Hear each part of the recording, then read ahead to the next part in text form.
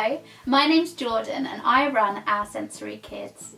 I've been very kindly asked by Sam from Explore Your Senses to review and have a look at some of their exploration bags, to see what I think and to see how I'd use them. Today I'm going to be looking at the Touch and Squeeze exploration bag.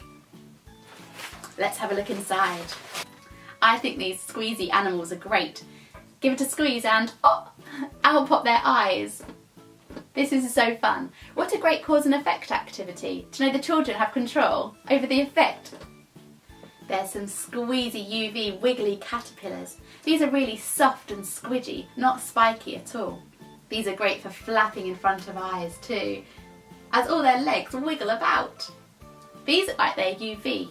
They might even shine up in a UV dark den. There's a liquid tile with all sorts of colours. I haven't seen this type before. The idea is that you squeeze the liquid tiles so that the oil inside squeezes from one square to another. I've seen really big tiles that you stand on or jump on, but this could be really good for a tabletop activity. If children need a bit of the same stimulation, they have to be at their desk.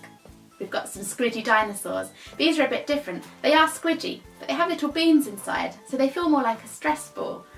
You have to squeeze them really hard, and I think they stay in place too.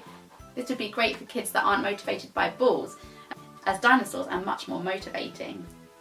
We have a stringy spaghetti ball. These are amazing for flapping in front of eyes, and they feel good and stringy too. This could be a great alternative for children that like to play with their spit, as they kind of feel wet and cold in your hands, and much more appropriate when out and about. There's a wiggly ring as well. You can put these around your wrist and flap them. You can stretch and squeeze them too. There's more wiggly balls here too. This one's a bit smaller and has a hoop so you can bounce it. And this is a big squeezy ball. It blows up like a pufferfish if you squeeze it. And the soft spiky texture is great for flapping too. I haven't seen this type of fidget toy before. It's a little bit bigger than the others, so may be great for children that struggle with fine motor skills. It's a bit softer and rubbery too. There's some softer textures and also some buttons to squeeze and slide. There's the usual small standard one as well.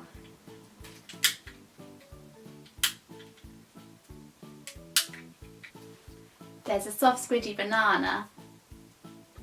I've used these with children that inappropriately touch themselves. This could be a good alternative that they can do inside the classroom or at home. There are two soft balls, great for a sense of touch. These don't have to be hard or spiky or vibrating to stimulate touch. They can be soft and gentle too. There are also lots of different balls, hard, squidgy, flappy, soft, squeezy, so that your children can pick which one they need or which one they want to explore. It's great to have variety, especially if children can't explain what they need or want. You could lay them all out and they could choose between them. Children are much better at letting you know what they need than we are at guessing. What a great bag to explore your sense of touch. There's all sorts of textures in there, so the children can show you what they like and what they need as a bit of sensory regulation. I hope you find that information useful. You can find more from me on my social media accounts, all Our Sensory Kids. See you there. Bye.